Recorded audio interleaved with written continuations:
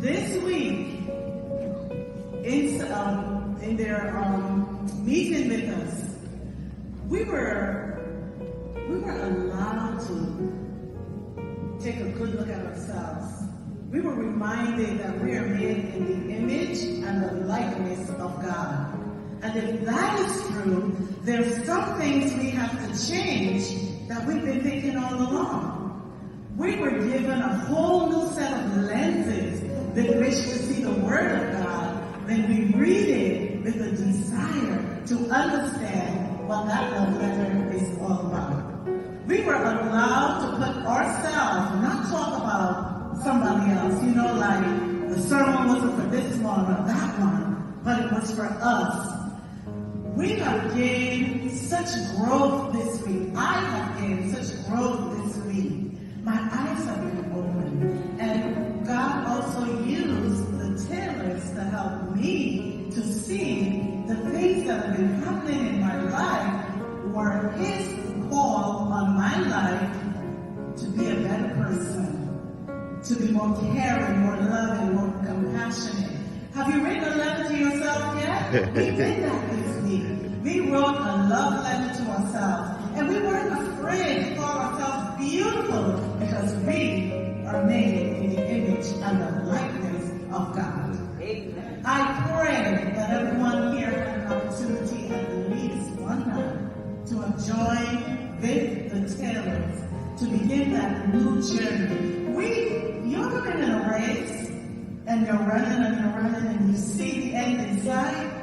We're at that place. the end is in sight. But there's some things we need to correct. There's some erroneous information we've carried for a while, and so much so it has been inculcated in our spirits.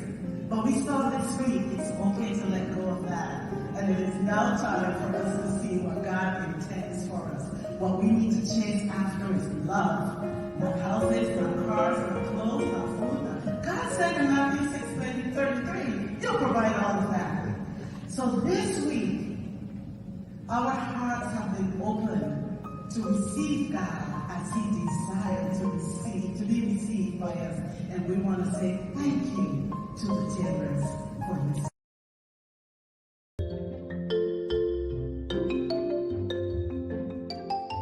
What I find most fascinating is a children's book. A children's book written by none other than a child, Ariana.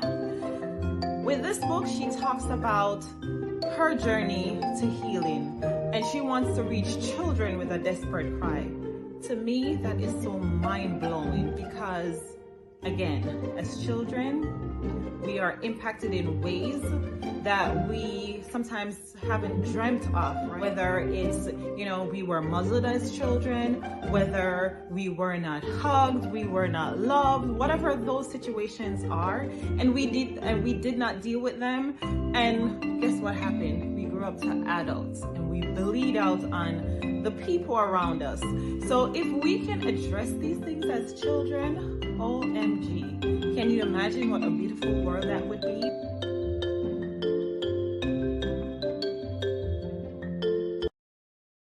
Her Journey to Healing, Reaching Women with a Desperate Cry is an 8-week Zoom seminar in which Kamala and Winston help women to start living their best life by rediscovering the image of God in their life. Kamala, a licensed marriage and family therapist, joins her husband of 16 years, an ordained pastor, to marry the clinical and the spiritual. You will begin living your best life filled with love, joy, and peace. Register at kwministries.net for this life-changing seminar.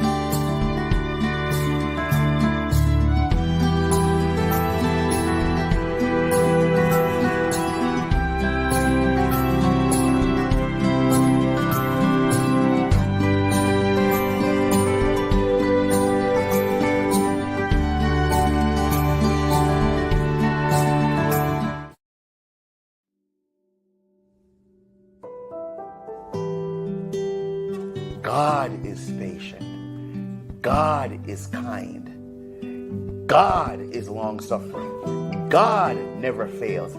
God always hopes. God always trusts.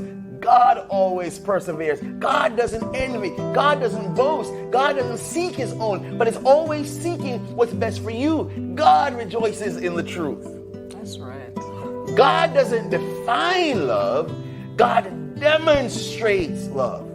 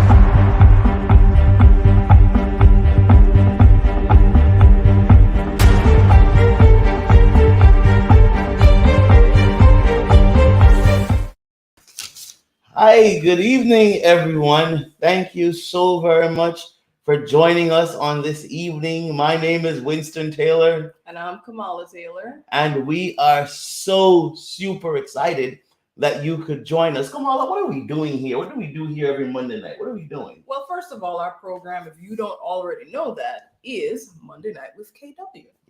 And our program really has been born out of just wanting to really dive into the lives of others who have been through challenging circumstances or have worked through challenging circumstances, or people who, and to interact with those of us who are still working through challenges in our lives. And the whole objective is to reach people with a desperate cry.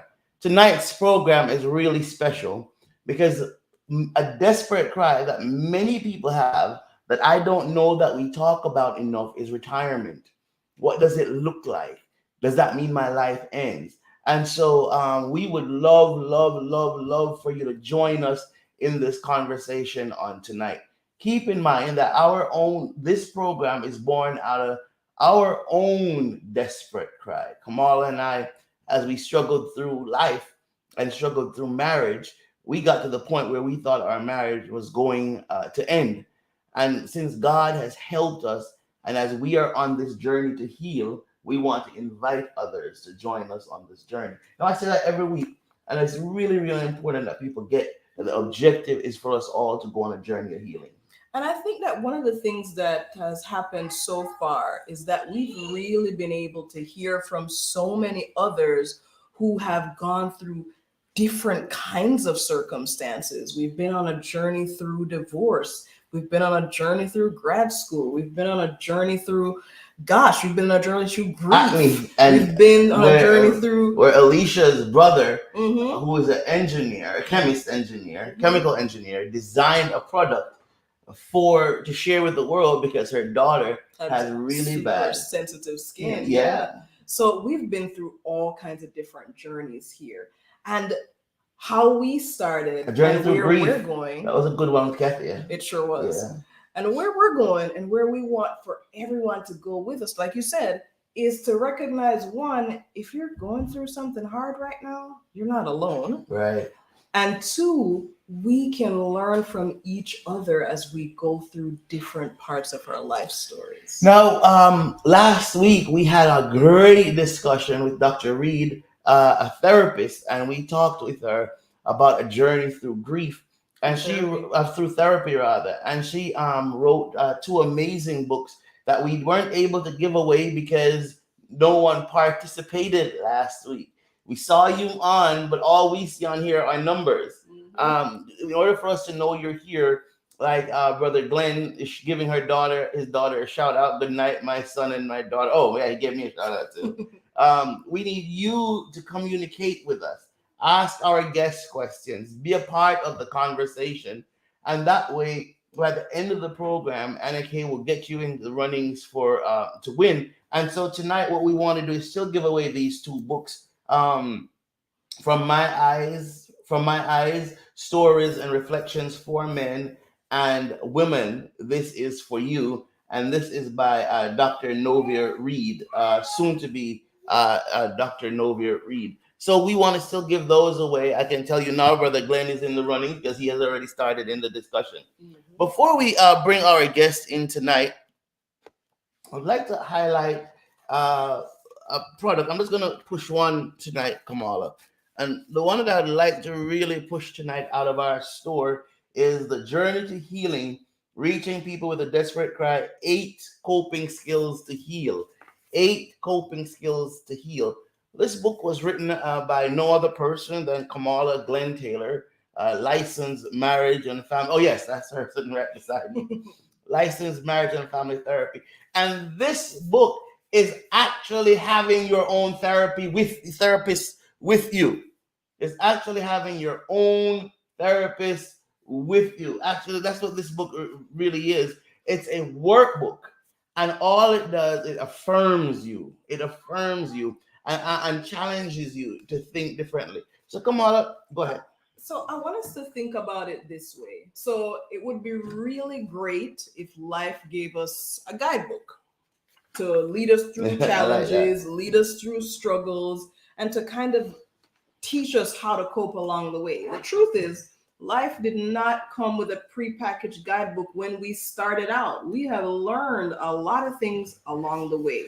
Truth, in fact, we have learned not just good things, but we have learned some really negative ways of coping too. And so, Kamala, I think we have learned mostly negative. I think it started out wrong with the whole idea of we're machines, especially, let me speak about in the West. We're machines.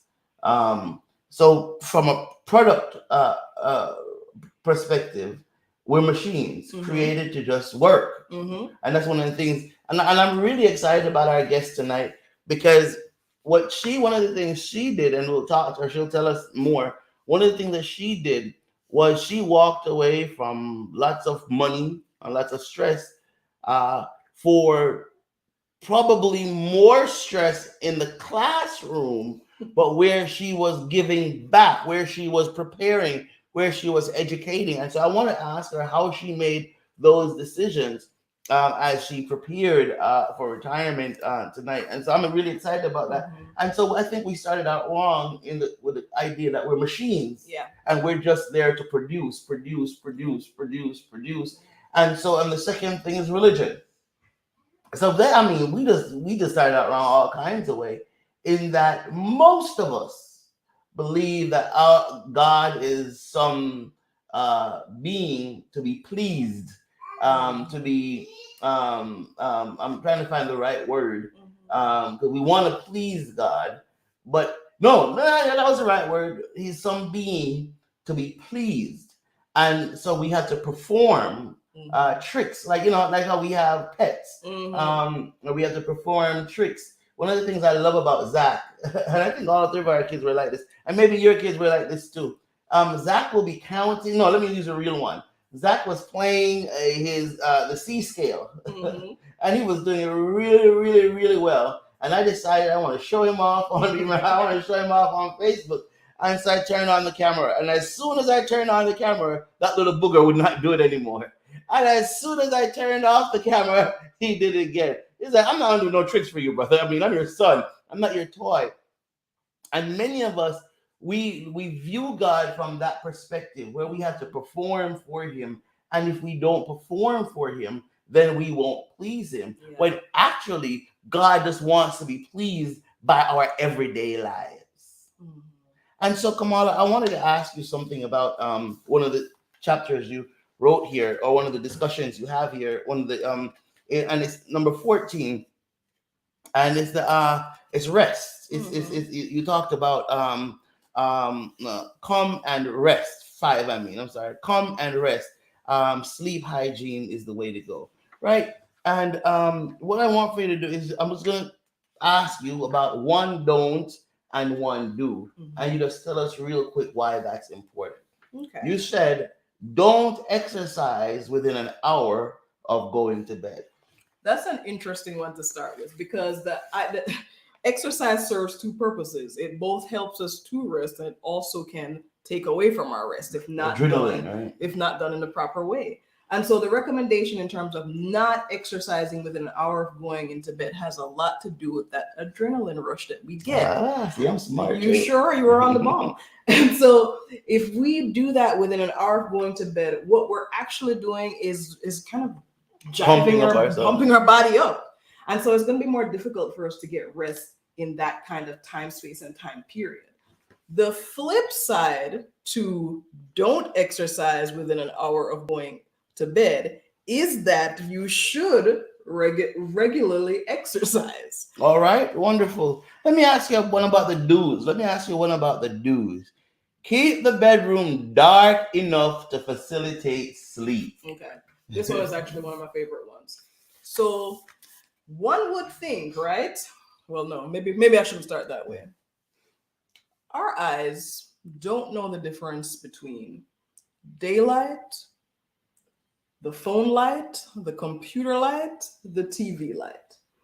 And so every single time we put ourselves in an environment on a continual basis where we send our eyes the message that, hey, it's daytime now, through whichever means, That's what our brains learn. Yes, sir. It learns that this is an awake period. Yes, sir. And so when we practice to keep our bedrooms really lit up, whether it's through electronic devices or through other means, what we're actually teaching our brains to stay awake. And some people will say, that doesn't apply for me. I can sleep through lights. But the question is, are you getting your best sleep? What's your quality of sleep? What's the quality of sleep? So again, I would encourage you. It's not a big book at all, and it's a workbook, so it's super active. I would encourage you to please go to our website. It's there she goes. That's the Anna for you. It's right there on your screen, kwministries.net/shop.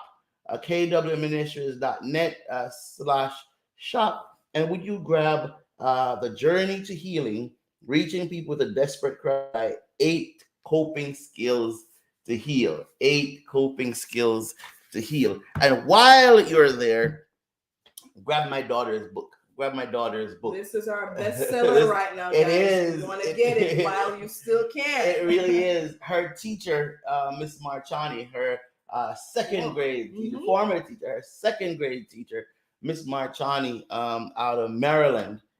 She moved to Maryland where she serves as a principal now. Sent and got a copy. And thank you, Miss Marchani. Thank you so very much. We really, really appreciate you. And okay, Sister Dorothy Smith is in the house. Hey, She's in the Sister house. Dorothy. So please have her in the running. So we have people in the runnings already for their gifts. All right. What you do to get your gift, once we're finished, Annika is going to tell us who the winners are. All you have to do is go to kwministries.net. Christine, I think you're going to be hearing your voice before this is over, Christine. Christine says she got her book and she loves it. Yes. I think you're going to be hearing your voice before this is over. All right, but what you're going to do to get your gift is you're going to go to, when you hear your name, when Annika calls your name at the end, you're going to go to kwministries.net. You're going to go to Claim My Prize, and then you're going to put in your information there, and then we will get that book off to you by Dr. Novia Reed, soon to be Dr. Novia Reed, as we talked about a journey through therapy. She's going to tell us from what she noticed about men, and she's going to tell us women who you are. So those are really good books. So if you want to stay in the runnings for that prize, you got to comment and share with us as we're going along tonight. That's right. We're getting ready to jump into it with none other than Rosabel Martin. She is going to be walking us through this journey to retirement. Now I can tell. Let me say this quick. Okay, the moment she comes on here, the first thing you're going to do, you're going to be tempted to be like, what am I doing? I'm not listening to this woman. What does she know about retirement? Okay, you see, he looks like she's 16 years old, okay? And that's one of the things we will ask her about. You know, she might blush a little bit, but that's one of the things we will explore with her, is how is she able to remain so magnificent? I pray you look like some Martin. Oh, I pray so too. You know, my hope is good. We'll be right back with Sister Rosabel, and we're going to have a wonderful conversation. If you know somebody that's contemplating retirement, if you know somebody that's getting ready to start working, if you know somebody that's having a rough time through the workforce right now, if you know somebody that has a desperate cry as to deal with work, retirement, why don't you text them and say, hey, there's this program that's on YouTube. Send them the link and let them join us. We're going to go to a break real quick. Hey, Pastor, I finished the book last night. Oh, my goodness. Man, I'm going to have my niece read it some more today. But I couldn't put it down. What a powerful read. Your daughter did a phenomenal job in that writing. That was so good. Oh, the story was so, I could put myself in it in so many different ways, and wow, it was well written. I mean, I could not put it down. I was up with that book till midnight last night. I was like, whoa, I'm not putting it down. I was like, I wanted more. And I really love how she incorporates her spiritual life and you know, the choices that she make.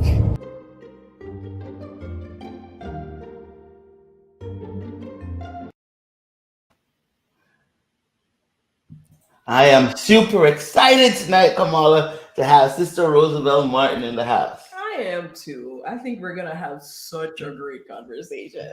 How are you doing? I am doing excellent. Awesome. When I spoke to you today, or was it yesterday? You were at the food bank. What were you? Talk to us a little bit about that. So I run the food bank for my church, which is making sure that the food comes in, stored until the time we give it out, and coordinate the workers. I make sure some are doing this, some are doing that, and some are doing that. So I oversee the running of the food pantry for my church. So technically, you haven't really retired. Yes and no. Retired from one thing, but church work is my life. So I can't sit still and see things need to be done. Yeah. Now you said church work is your life. You can't sit still and see things that need to be done. And I want for you to remember you said that because I want for us to explore that a little bit later because I believe that's a part of the why Sister Martin is handling and dealing with retirement so well. Absolutely, absolutely. So now, well, let me start here. Sister Martin, what do you prefer? Rosabel, Rose, Sister Martin? How do She you wanna prefers handle this Rosabel. conversation? Whichever is easy for you. Rose, Rosie, Rosabel, except Rosabella. You have to forgive me, man. I did, because only you. Okay, all right, Sister Rose. All right. So then, I think it's important, really, if we're going to start a conversation about the journey to retirement, we got to talk about how we got there. All right, we can. But before we do that, Kamala, I want to do this.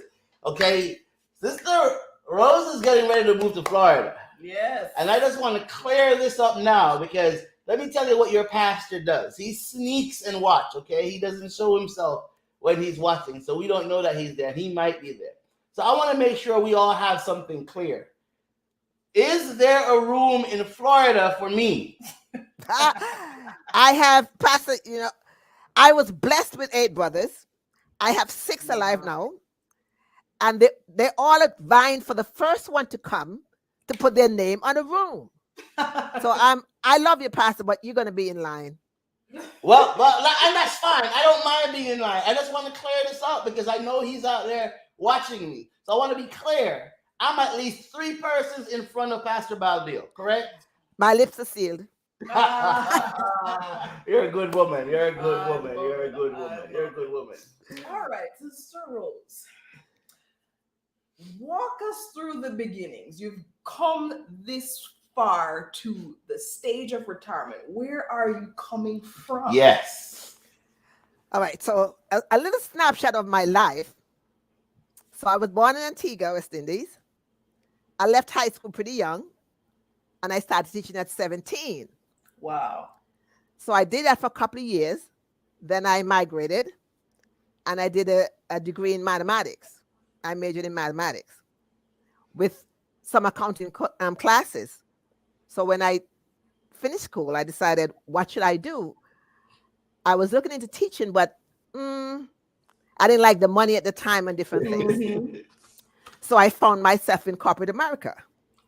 Of course, I was doing well, but I was at this firm and I said to myself, I asked a friend one day, how come there's no blacks in the offices? And he said, one day you'll find out. But, I said, okay.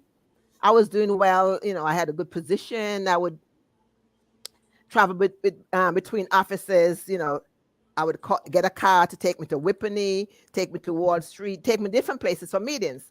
Mm-hmm. But then it just wasn't working out because, you get to a point, but they wouldn't give you the position, the full title to get the money.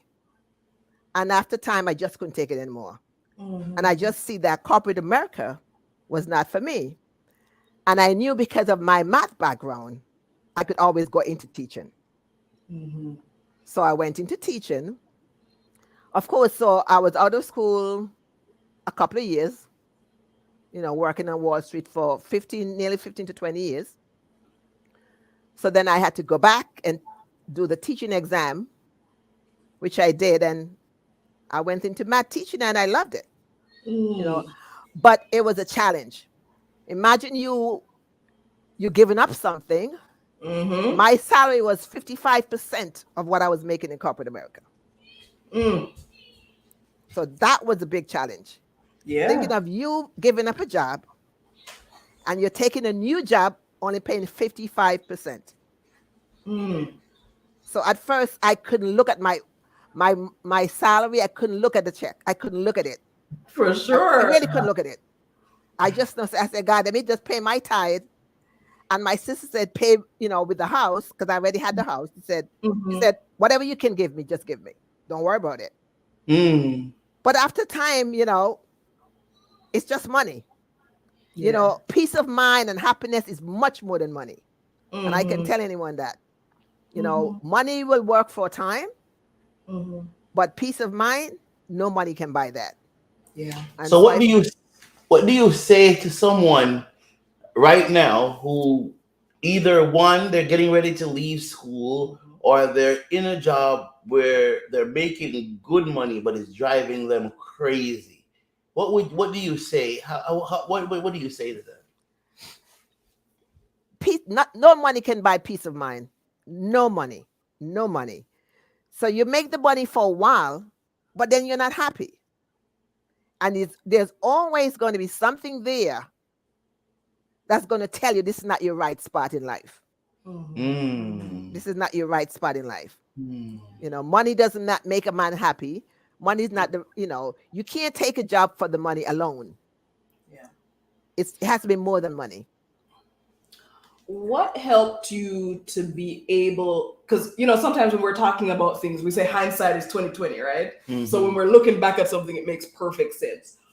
But what helped you at that time to make that transition from corporate America into teaching and being able to, kind of navigate that big transition?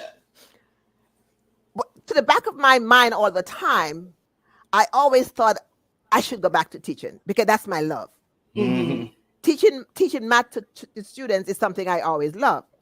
So to the back of my mind, and while I was in corporate America, I was tutoring a lot of students. So the back of my mind, but then once you get into corporate America and have the money, it's a hard transition. Be truthful. It's a very hard transition to do. So it takes a while for you to realize that you're not happy. You got to go. You're not happy. You got to go. You got to move on. So here is what I've learned so far tonight. And please, Annika just asked you all to please join in the discussion. Here's what I have learned so far tonight, Kamala, is that if I'm going to do a job, it needs to be out of passion. Yeah. It needs to be out of love. Right. It needs to be out of a calling. Because Sister Rose cannot convince me that teaching in New York was easier than corporate America. There's nothing she can say that would convince me, especially then, that teaching in New York was easier than corporate America. So what I'm hearing her say, if you were called to corporate America, if you were called to something, then you're going to keep going at that thing. Yeah. But once you realize, wait a minute, this is not my calling, I'm losing my sanity, then I need to go where my passion is driving me. I heard that loud and clear. You heard that too, right? I also heard that we also have to be patient with ourselves, because when we first transition into something, we have to give ourselves a time period to know if this is the place for me. Yes. Because when it gets time for me to make those decisions about moving on to something else or staying, it has to come from a place of, I've looked at this, I've assessed this, I know what's right for me, and I know what's not right for me. Would you agree, Sister Rosabel? Excellent. You said it excellent. That's excellent. That's exactly my thoughts. And 15 years in, she would have well known that this is not where I want to. All right, so you're in teaching. What was your favorite part? Well, before we go there, I have to ask you, what was your favorite part about corporate America? What was your favorite part about Wall Street? It has lots of perks. It had lots of perks. If I feel one night I want to come home by taxi cab, I called up the company, I need a taxi to go home. And I sit back in the car and I said, when you get to when you get off the exit at exit 16, wake me up. Now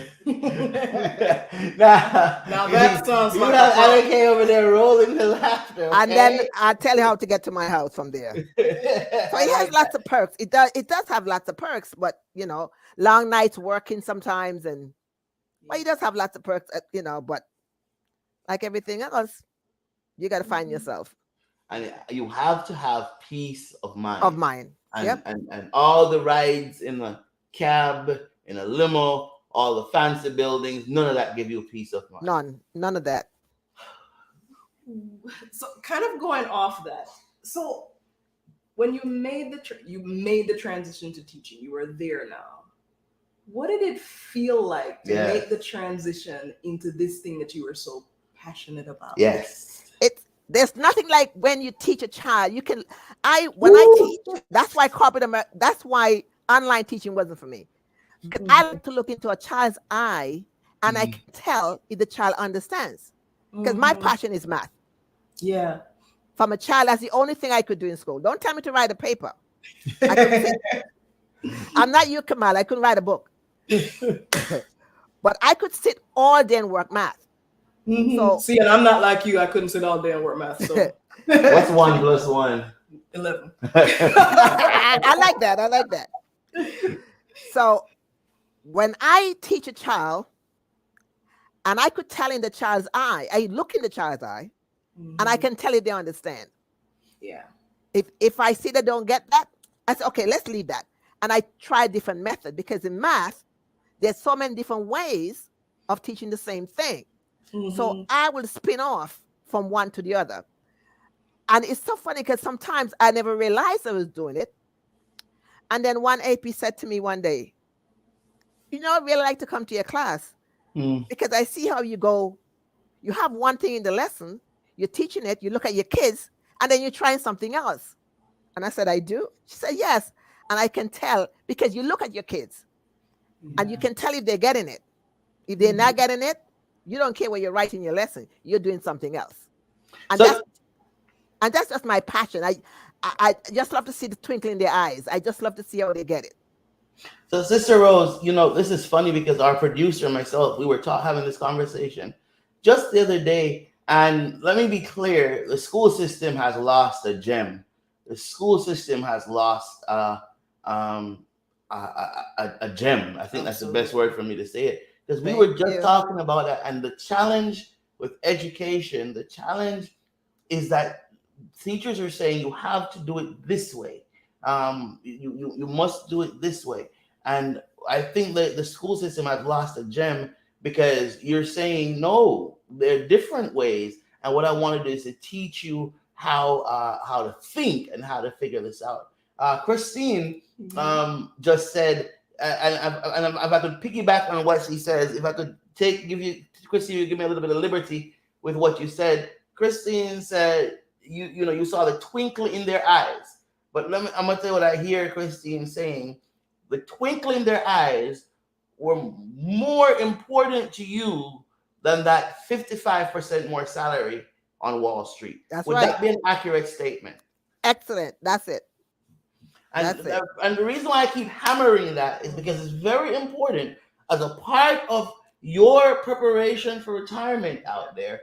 You have to have loved what you did. You had to have enjoyed what you did, or once you get to retirement, it's going to be all regrets. Annika is about to throw something and hit me, so let's take a quick break and come right back.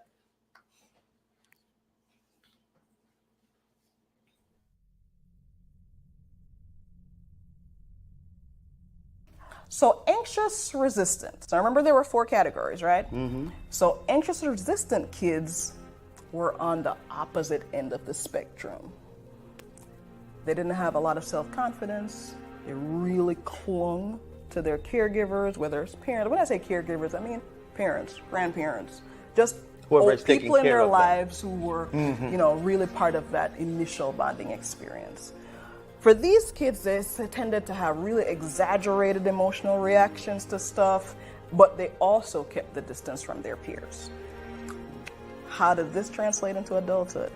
That translated into anxious, preoccupied adults. And so they kind of formed less secure bonds with partners, and feel really desperate for love and affection.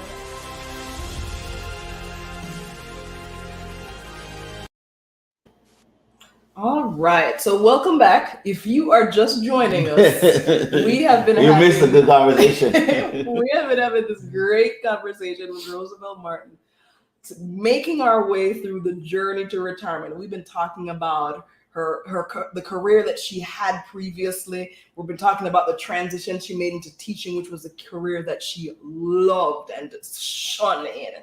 And so now the question becomes, and I think Christine is clarifying or kind of expanding on what she said before, the desire for more and wanting to gain knowledge. That's the twinkle. That's right. That's right. Absolutely. So now we've been talking about just this great passion that you had for teaching and teaching math specifically, and having those twinkle in the eye moments with your students. So given that you had that great experience, how did you know when it was time to make the transition into retirement? That was a big one for me, because I only put 19 years. Mm-hmm. So 20 years would have made my retirement really nice. Monetary. Mm-hmm. So even when I said to a friend, a teacher, oh, I'm going to retire, and she said to me, how many years? I said 19. And she looked at me and said, you can't do that. You can't do that. I said, what? She said, you can't do that to yourself. You're losing too much money. You can't do that. And I said to her, who losing the money, you or me? That's fair question. Fair question. That's why I like it. So what happened a year and a half ago, just after COVID started, I had a cousin. She was a math teacher too. She retired like the end of September, October. Mm-hmm. By March, she had cancer, and by June, she was dead. Oh, wow. And I had cancer like 5 years ago. Mm-hmm. So then I said, I need to have some kind of retirement time. So I said, this is it for me. Mm-hmm. At the end of the school year, I'm saying goodbye. Mm-hmm. So 19 years was it. But I know my plan is to find hospitals where I can tutor kids who are going through cancer. Mm. So I'm going to, that's my retirement thing. I'm going to go to the hospitals, find students who are going with cancer, because they have lots of students, young, with cancer, and I'm going to teach them. My hope, and I'm just going to say it, you have not because you asked not. My hope is that you'll join our Jesus is the Answer Hope campaign ministry and do it under, because you're leaving New York, so Pastor Baldio can't get mad at me. And you'll run that ministry under there in Florida. That's my hope. I'm just telling you my hope. So we'll talk about that. I do want to ask you, as we're preparing for retirement, I want to back up just a little bit. When in this job now that you're passionate about, it wasn't easy every day, correct? No, it wasn't easy every day, but because it's your love, it's your passion, you don't feel the stress of it. There are stress as every job, but I felt more rewarding, fulfilling than corporate life. Yes. People think I would miss corporate life. There's some things you miss, but it doesn't work. It's so not. How did you deal with those stressors? So for example, a stressor would have been a student dying. A stressor would have been when students, especially with math, when students don't care, when you know the value of what you're teaching and they don't care. How did you deal with those stressors? It is. So you have to show them the passion. Of course, they would say to you, oh, where am I going to use math? We're going to use math. I'm not going to use math. I'm not going to use math. I said, oh, so you don't get a salary? So you don't go to the store to shop? Then I'm going to have a store down the street and you come and shop. You give me $10 and the item costs $5 and I give you $1 back. How would you like that? So I show them how math is used in everyday life. Every aspect of your life, you use math. And then I say, okay, of course. And so, because you love this thing, you found ways. I like this word, Kamal. This is your word, to cope as Yes. you went through it. All right. So, Kamal, I know Kamal wants to go back into this retirement decision. I do. I do want to make note of Christine's statement, and as Sister Sands gave you a shout out there. I like that, Rose. Praise God. There it is on your screen. And by the way, Sister Sands, Sister Rose has reminded me of my neglect, and we will make sure that book is in the mail tomorrow. All right. So Christine noted, powerful there. You really have to love what you do, and it's rewarding and satisfying. So it makes me think of this. So you're environment from something that you absolutely love. How important is it that you were able to have that really rewarding and meaningful experience with this profession that you loved? How important was that as you're making this transition into retirement? So I was thinking about myself, as well as I wanted to retire for myself, but I also want to carry on this journey of mine, my passion. Yeah. Mm-hmm. So to carry on my passion, I said, how can I carry my passion? I don't have to work again for the money, but then I can give back. I can keep giving back. Yeah. So in the giving back, and because I had cancer before, I said, this is it. This is my passion. Then I'm going to go towards this. Yeah. So then, what I hear you say is you didn't really retire. You no one ever really retires. Just transitioned from a formal role to an informal role.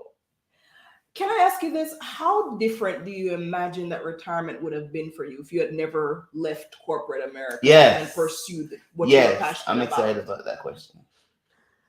If I stayed in corporate America, it would have been stressful. Corporate America is stressful in the end. Yeah. It can be a stressful life because remember, corporate America is for the white man, and I'm a black woman. So that by itself brings on a lot of stress because you always have to prove yourself continually. You always have to go above and beyond to show that you have some kind of smarts.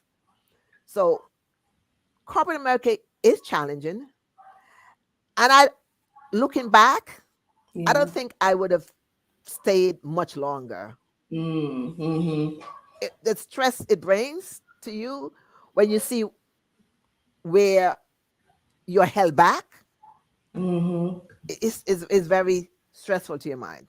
Yeah. So what I'm hearing you say, and what I'm hearing Kamala, is if I reach retirement and I'm not satisfied with the work that I did, I could go into retirement bitter. Yeah. I could go into retirement. Does that sound about correct? Yes, you're right. Let's take a quick break and come back. So, Sister Sands, you have participated in her journey to healing, reaching people with a desperate cry. How was it? Awesome. It was a period like no other. It proved to me the importance of unlearning to learn.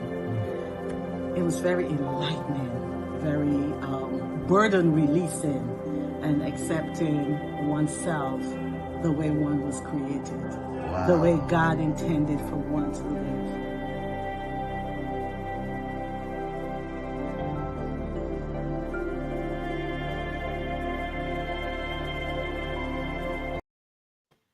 I think Anna K purposely pulled that one because she knows Sister Sands is on. I have two questions that are kind of just swirling around in my head. I want to start with this one, Sister Rose. So there's somebody out there who's either listening right now or they'll listen at a later time, who's getting to that stage in their life where they are contemplating retirement, but they didn't make a decision to follow something that they were passionate about. Yeah, good job. what would you say to that person who is in that position right now? So everyone didn't plan like you did. Everyone didn't prepare themselves like you did. Everyone didn't go. Everyone didn't weren't educated. Didn't have the background that you have. But retirement is coming up on them anyway. Mm-hmm. Do you have any advice for them? It's never too late for your passion. Mm-hmm. It's never too late for your passion. I'm sure you have seen people going. The other day I saw where this man was in the 70s getting a high school diploma. Mm-hmm. Mm-hmm. So if you have a real passion for something, no matter what stage in your life, you should go after that passion, because you're never going to feel fulfilled until you do that passion that you have. Mm-hmm. You'll never be fulfilled. Mm-hmm. I love that answer. I love it, love it, love it, love it, love it. Because I think so many people need to hear that. They need to hear that it's not too late. Don't give up. Don't give up. Life is not over. We're still here. That's right. So let's make the most of it. And that's such an important thing. I would rather spend the last 3 years of my life empowered, doing what I love to do, versus spending my whole life not having pursued my passion. Absolutely. And so I think it's really important that Sister Rose would have told us, don't give up. And I don't know who that word was to. You didn't feel like you accomplished what you wanted to. You didn't feel like you did everything you wanted to. Please don't give up. No. Keep trying. Go towards your passion. Feel your passion. That's right. That's right. And if it's even one day living and enjoying your passion, do it. Do it. I want to ask you this, Kamala, before you ask your second one, tell us about the journey. So a lot of people, okay, I'm here at retirement, or here where I switch careers, or I'm here. Talk to us about living in the journey, not just let me tell you what I'm saying. My daughter, for example, on yesterday, she said to me, all right, so I have, she did a speech on Saturday. So she said, I did that speech. I have a speech on Thursday. I have an exam, and then I have a speech for graduation. And she's just, preparing herself for this event and this event and this event and this event. And what I want her to understand is, babe, don't just jump from events to events. What I'm asking you to talk to us a little bit about, Sister Rosabel, the journey. That's right. You have to enjoy moments of your life. Yes. Do something that you really love to do. Travel, take a vacation here, hang with friends. But with all of your work experiences, you still have to take time out for yourself. Yes. Take time out, and then, as they say, smell the roses. Smell rose. No pun intended, right? Smell rose. She likes Chloe. She likes Chloe. Smell rose. I'm sorry. So you're going from one exam to the other, as your daughter is saying, you get burnt out. So within that time, you should, take some time for yourself. And sometimes when you sit back and just think about life, you see instances where you could have done things differently. So then you need to do that. Take a little time so you could really view life. Sit back, view life, and keep going. Because you're going, and you don't take time. You're making mistakes. You're doing things that you shouldn't do. And sometimes you're wasting time where you could have, you're not as productive as you should be.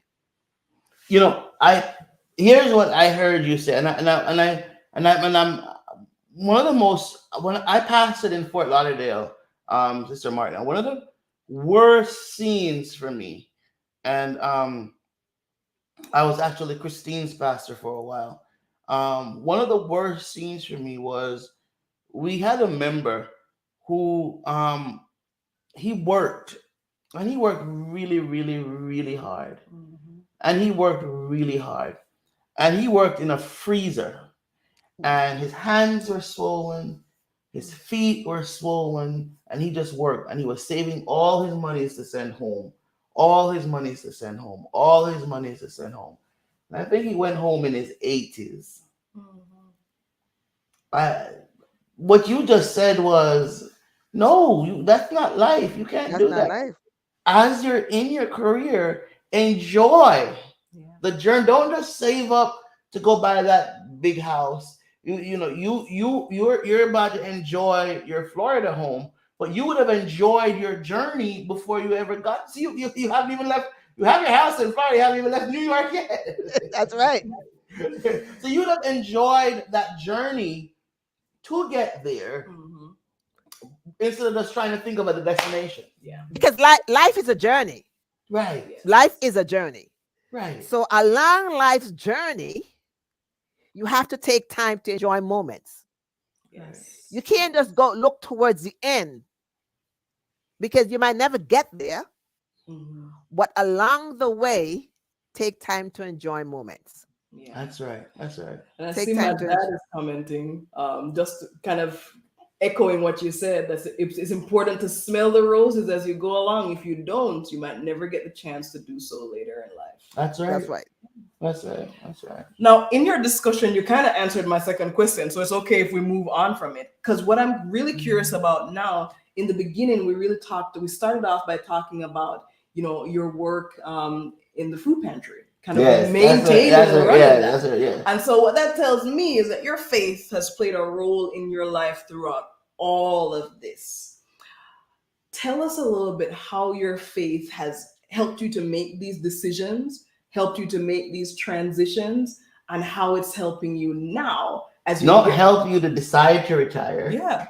Mm-hmm. Yeah. So when I say, the transitions. About transitions, the decision to pursue what you are passionate about, and kind of the decision where you are now as you're transitioning to retirement and you're making these moving plans. How's your faith? What role did faith play?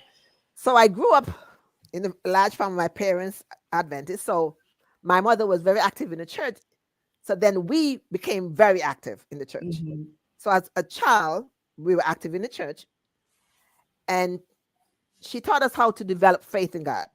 Yeah, you had to give back to God, monetary and your time. It was important to her that we give back our time. So I came out of a place like that. Even when I was in school, I was typing the church bulletins. I'm going to college in Canada. I was typing the church bulletins. So as I look back through my life, I was always very active in the church. That's a part of me. I was always very active in the church. So there's never a time in my life that I never had an office in church. It just never, that part of me. I always have to be active. I have to be doing things in church. So looking back at my retirement, looking towards my retirement, I know I'm going to miss New York because the middle part of my life is at my church in New Rochelle. So I came in my 20s. I'm going in my 60s. So I'm not going to live 40 more years. Well, we don't know that. We don't know that. Oh, I don't think so. So you might outlive us all, Sister Rose. I don't think so. Well, just might. So I have always known that because of my love for God, because I've seen how he has blessed me tremendously. I cannot count my blessings. And you shall know that I love to say God loves Rose. It's a thing I say all the time. God loves Rose. Sometimes people come to me and said, you shouldn't say that. I said, I don't tell you not to say God. I didn't tell nobody not to say God loves them. They know that. But every time I'm going to testify, I say God loves Rose. That's a standing thing for Rose. I shouted on the mountaintop. He loves me. That's right. I can see his blessings on my life. And because of that, anything I can do to please him, I do it. Amen. Because I see his love in my life. Therefore, in return, my love for him is doing things for others Amen. and in his cause. Sister Rose, I'm going to ask you something. We'll take our last break, but let's give you an opportunity to think about it if you want to answer. But you kind of threw it out there, and I don't want to miss the opportunity to talk about it, or to give you an opportunity to talk about it. Death. Um, um, what are your? Let me just ask a general question. What are your thoughts? Do you think about it? Is it what are your thoughts? Is it on your mind? Is it not on your mind? Just what are your thoughts? Let's take a quick break and we'll come back and we'll see what Sister Rose does with that part of the discussion. I created the sickle cell coloring book for kids because just like you, I was worried about my child's sickle cell diagnosis. I had so many questions that I needed answered. This coloring book answers how sickle cell affects the body. It shares terms that will help you understand what's going on so you will be empowered.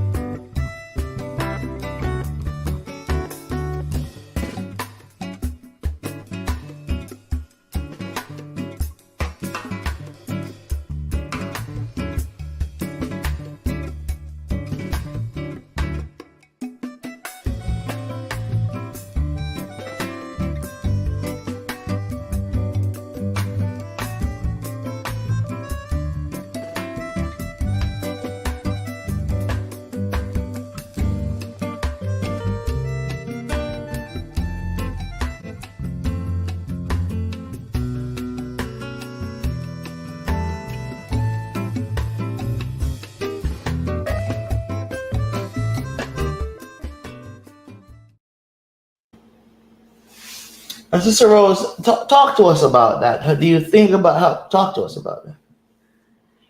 Yes, I do think about death, but not in a negative way. I know that when God is ready for me, he will take me. But each day of my life, I live with the thought that if I do what is right and pleasing in sight, then I don't have to worry about death. Mm-hmm. I don't have to worry about that. I don't worry about that in the sense that I'm scared of dying. I'm not scared of dying because if I live each day in a relationship with God, then I know my end should be fine with him. And he's not gonna come and say, "Oh, Rose, you did that bad thing one day," or "Rose, you did that bad thing one day."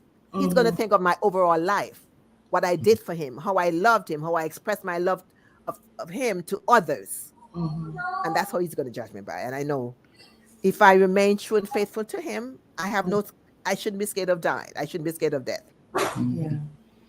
Yeah. I think that's such an important question, because I think for many people who make that transition into retirement, it can feel like the end of an era. And so when you're making that transition into retirement, some of the things that you're contemplating are things like end of life. And you may also be in that experiencing where even, friends and loved ones who came along this ride of life with you have already passed away. And so I think that's such an important question for people to contemplate, because Sister Rose has told us a lot of things tonight that I really think can help people making a transition into retirement to make that transition smoother. You talked about having a relationship with God. You talked about having a relationship with yourself. You talked about making sure that in your pursuit of things, even as you pursue your passions, if you have that opportunity, to also pursue things like self-care, taking care of yourself, taking time to enjoy life. Provide the opportunity where you can take care of yourself. Exactly. And living really in the present, not just living for the next thing that's coming along. We're living in anticipation of this next thing that's happening, but living for today. I have one more question, Sister Rose. But before I ask my one more question, Christine says, "Oh yes, when you live a full life, death comes easy, unafraid." And she said, "Speak, sis, powerful." Rick Warren says, Christine, to that point, only the fool does not prepare for the inevitable. We're going to die, Right? and we don't need. Sister Rose says, we don't need to be afraid of death. No.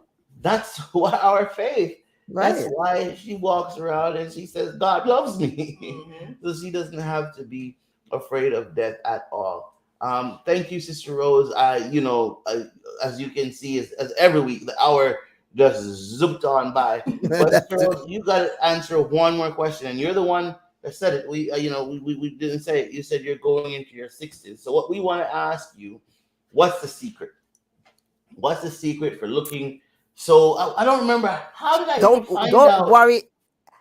How did I find out you were at retirement age? Was it when I came to your church? Yeah, you said something, and I said, you said to me, "Are you retiring early?" You said to me, "Are you retiring early?"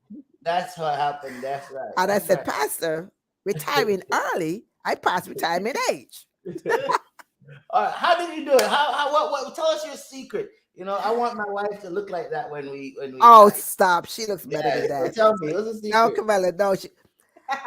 As it said,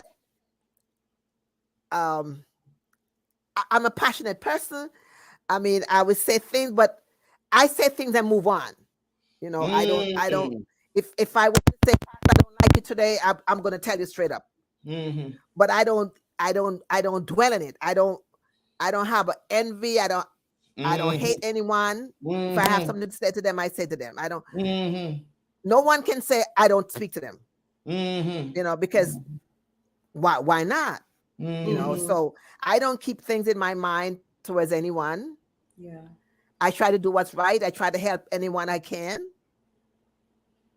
And I just try to be Rose. Yeah. That's right. That's right. If Rose thinks today she wants something, she gets it. Tomorrow is something and that's it. So I don't let nothing. I try not to let things stress me out too much. Yeah. I love what you said. I don't envy anyone. That is so important. As we age, my wife and I, we joke all the time. Sister Rose, 60 does not seem old to me at all anymore. There was a time when I thought my current age of 42 was old. But now that we're here, it's a whole, and what you said is, as Kamala and I age, 8 years from now when I'm 50, 9 years from now when she's 50, what we must do is not envy people. That's so critical. Don't envy what other co-workers have. Don't envy. As you know, Sister Rose, I'm currently not in the pulpit, and I watched a funeral today, and I saw all my colleagues, and thoughts go through your mind, but then you have to decide, why did you make this decision? Right. What was the passion? What's the passion that you have? What are you driving? And if envy is gonna creep up for you to then say, oh, you know what? Let me go back to doing then So I really appreciate you saying tonight, do not envy anyone. And if we don't envy anyone, that will help us to age well. I like that. I also Pastor, my mother died at 61. And I lived so many years after that. I wouldn't say. Yeah. And I used to say she was old, but I said to myself, I'm not old. You're not. You're not at all. Yeah, I'm 70 years past that, so I'm not old. You beat cancer, right? You were able to switch careers after 20 years. I'm really, really happy to have met you, to be acquainted with you, and hopefully once you go, are you gonna keep the same number? Hopefully, you'll get my new number. Don't worry. Okay. Before Pastor Baldeo? Why you like to go there? We just talked about envy. envy. We just talked about envy, didn't we? But Sister Rose, thank you for spending the time. Pastor, one thing quick. As Yes. long as you get to heaven, you don't care if you were the first or last. You get to heaven. That's the fact. That's the fact. That's the fact. Thanks for spending the time with us, Anna Kay. Let's invite you into the studio as Anna Kay is coming in the studio to share with us our winners. I just want to say really quick that none of this happens without Anna Kay Fagan. None of this happens without her, and we're grateful to you, Anna Kay, for all the hard work that you do, for all the time that you spend. And yes, I tell you in private, but I want to say it publicly, and I want for it to be clear that anybody who's watching understands, and none of this happens without Anna Kay Fagan, and we're very, very grateful. Auntie, would you tell us who our winners are tonight? And Cheryl says you're not old. Dorothy! Dorothy! And then the second person is and Cheryl. Oh, sorry. Hold on.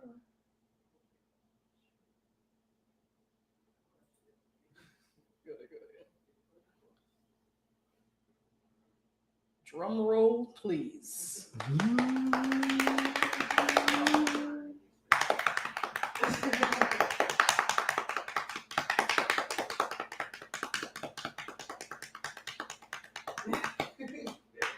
All right, Christine Hay. So that was who? Dorothy Simith and Christine Hay. Dorothy Simith, Christine Hay. Head over to kwministries.net. That's KW Ministries. There it is on your screen. kwministries.net. Claim your prize. Claim your prize. Fill out that information, and we will mail you. One of you will get From My Eyes, Stories and Reflections for Men, and Woman, This Is For You.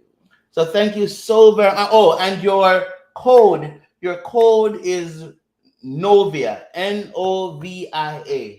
Novia. That's your code. And so a part of the thing that you'll see to fill out is it's going to ask you for a code, Novia. All right. Brother Glenn says I am 79 years old. Awesome, Brother Glenn. Concurred with you earlier. About worrying that we when should you not. retire, it's a good time to volunteer in church, helping others. It will take your mind about worrying about death. That's right. That's right. Thank you so much, everyone that hung with us tonight. We hope that you were inspired. We purposely did not talk about a 401k. We purposely did not talk about sitting down with planners. We purposely did not ask those questions. Number one, that's ladies' private business. But then number two, we wanted for you to realize, and we didn't talk about this. But I just knew from meeting her, from talking with her, I just knew that she was enjoying her life. And I knew that we would be inspired by what she said. That once she told me she walked away from Wall Street, I said, we have something special here. And we certainly did on tonight, Kamala. Yes, we did. Sister Rose, thank you so much for You're welcome. being with us tonight. Thank you so much for sharing your story. And like you said, whether it's somebody watching us live tonight or somebody who's going to pick this up later on, I know somebody was inspired. Thank you very much. And may God bless you. And, I know him. So just know this. I'm in the line before you, Greg. Just know that. Good night, Sister Rose. My lips are sealed. Good night, Have a everyone. wonderful night. Thank you so very much. God bless all of you. Thank you. See you next week, Monday night.